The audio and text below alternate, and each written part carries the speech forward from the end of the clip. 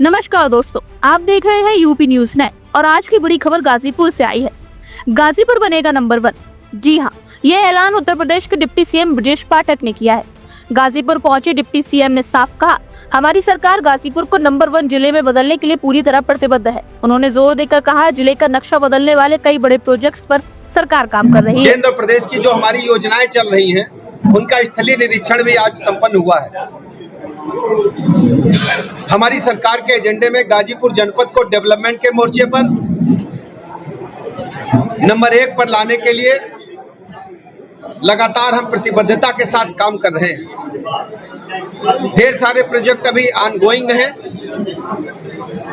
और पूरे हो चुके हैं। हर स्थिति में हम गाजीपुर जनपद को नंबर 1 पर लाने के लिए हमारी सरकार प्रतिबद्धता के साथ काम कर रही है।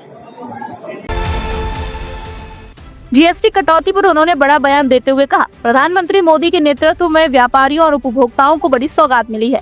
आम जरूरतों की कोई चीजों पर जीएसटी शून्य कर दी गई है। माननीय प्रधानमंत्री नरेंद्र मोदी जी ने जीएसटी की दरों में जिस ढंग से भारी कटौती कराते हुए देश की जनता को, व्यापारियों को, उपभोक्ताओं को एक बड़ी सौगात देने का काम किया है।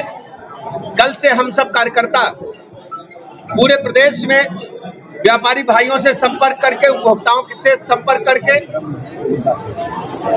उनको जीएसटी में जो दरें कम हुई उनका जानकारी भी दे रहे हैं। उपभोक्ताओं को और व्यापारियों को बधाइयां भी दे रहे हैं। और मुझे कहने में प्रसन्नता है कि पूरे प्रदेश के व्यापारी समाज ने जीएसटी की जो दरें कम हुई है उसके लिए आदरणीय प्रधानमंत्री नरेंद्र मोदी जी का बहुत बहुत आभार प्रकट किया है, अभिनंदन किया है।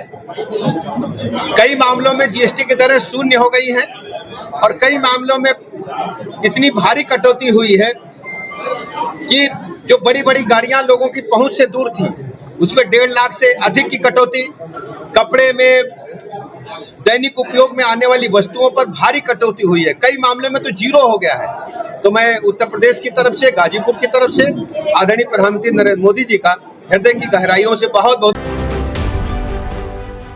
इससे उपभोक्ताओं का बोझ घटा है और व्यापार जगत में नई ऊर्जा आई है। आजम खान की रिहाई पर भी सवाल किया गया तो ब्रजेश पाठक ने स्पष्ट जवाब दिया। उन्होंने कहा, हम न्यायालय के आदेश का सम्मान करते हैं। अपराधियों को अदालत से कड़ी सजा मिले, यही हमारी सरकार की नीति है। न्यायालय ने जो भी निर्णय लिया है हम उसका सम्मान करते हैं। हमारी प्रतिबद्धता उत्तर प्रदेश में अपराध और भ्रष्टाचार पर जीरो टॉलरेंस को लेकर के है। अदालत के माध्यम से अपराधियों को कड़ी से कड़ी सजा मिले, इसके लिए हम सब लोग, हमारी सरकार पैरवी करती है और जो भी माननीय न्यायालय निर्णय देती है हम सब उसका सम्मान करते हैं। अटकलें लगाई जा रही है कि बचपन हो जा सकते हैं। अभी इस बात की कोई जानकारी मुझे मिलेगी तो बताएंगे, अभी तो हमने अखबार में देखा नहीं है।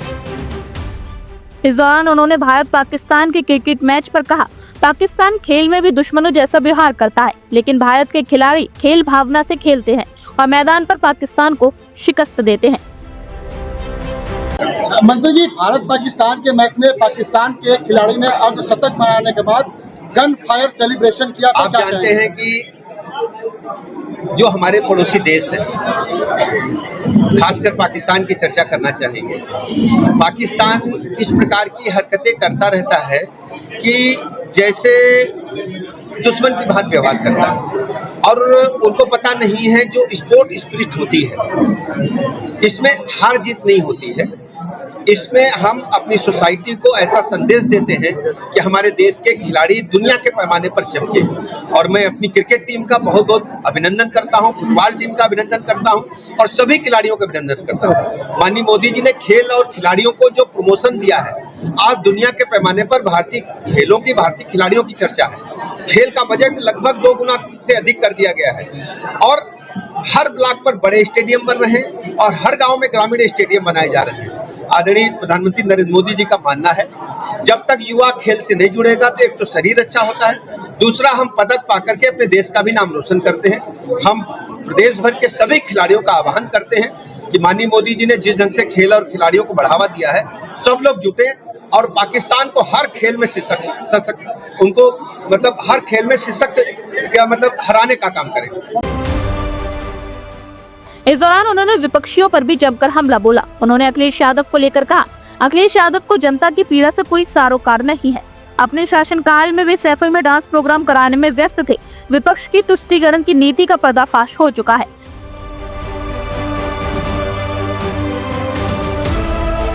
देखिए, इस प्रकार की जो तुष्टीकरण की राजनीति विपक्षी दल लगातार कर रहे थे, उसका पर्दाफाश हो चुका है। हमारी सरकारें माननीय मोदी जी के नेतृत्व में सबका साथ, सबका विकास, सबके विश्वास के आधार पर जन जन को जोड़ करके एक भाईचारे का वातावरण पूरे देश में क्रिएट हो रहा है। सर, अखिलेश यादव को क्या कहेंगे? उनका यह कहना है भाजपा जाए सब खुशहाली आए। देखिए, अखिलेश यादव जी के पेट में भूख है सत्ता की, और उनके जो इंडी गठबंधन के नेता हैं उनके पेट में दर्द है सत्ता का, और ये दोनों राजकुमार सत्ता जाने से छटपटा रहे हैं। एक तो आप जानते हैं कि गांधी परिवार ने आजादी के बाद से कई दशक तक देश पर और प्रदेशों में शासन किया, और इनको पता ही नहीं जमीनी हकीकत क्या है। अब जहां तक राहुल गांधी जी के परिवार के लोगों को जानते हैं, वो तो चिप्स से सोना बनाने की मशीन लगा रहे थे, और उनके जो पूर्व नेता रहे, उनके परिवार के लोग रहे हैं, वो चीनी की गुड़ की सीधा बुआई करा रहे थे। उनको पता नहीं था गन्ना बेरने के बाद रस निकलता, रस के बाद चीनी और गुड़ बनता है।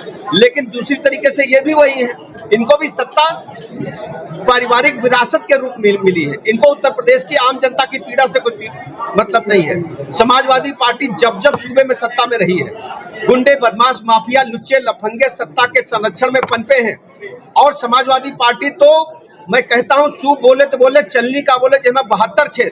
आप पूछिए, जब ये सत्ता में रहे, गुंडे, बदमाश, माफियाओं को प्रमोशन दिया है, और सैफई में बंबई से कलाकार बुला करके डांस कराने के सिवाय इनका कोई मतलब नहीं था। इनको प्रदेश की जनता से कोई मतलब नहीं। ये जाति आधारित पार्टियां हैं, परिवार आधारित पार्टियां हैं। पार्लियामेंट्री बोर्ड एक घर में रहता है, जब टिकट बंटते हैं तो एक घर के 6-6 लोग टिकट पाते हैं। भारतीय जनता पार्टी कार्यकर्ता बेस्ड पार्टी है, जन जन को जोड़ती है, लोकतांत्रिक व्यवस्था को मजबूती देते हुए हम पूरे प्रदेश को, देश को आगे बढ़ाने का काम कर रहे हैं। आज पूरे देश में 25 करोड़ लोग गरीबी रेखा से ऊपर उठ चुके हैं। आज हम कह सकते हैं पूरे उत्तर प्रदेश में सर्वाधिक एक्सप्रेसवेज हमारे पास है।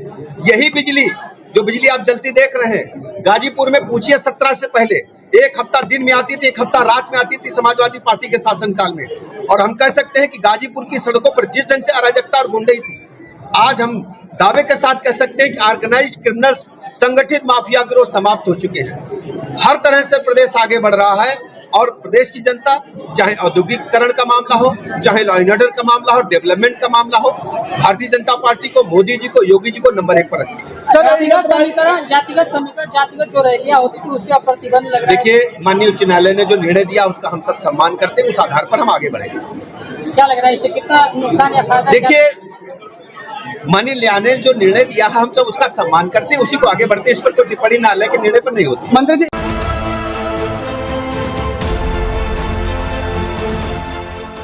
अपने व्यस्त दौरे के दौरान डिप्टी सीएम ने बीजेपी कार्यालय में बैठक की, अफसरों संग विकास परियोजनाओं की समीक्षा की और मेडिकल कॉलेज व जिला अस्पताल का निरीक्षण किया।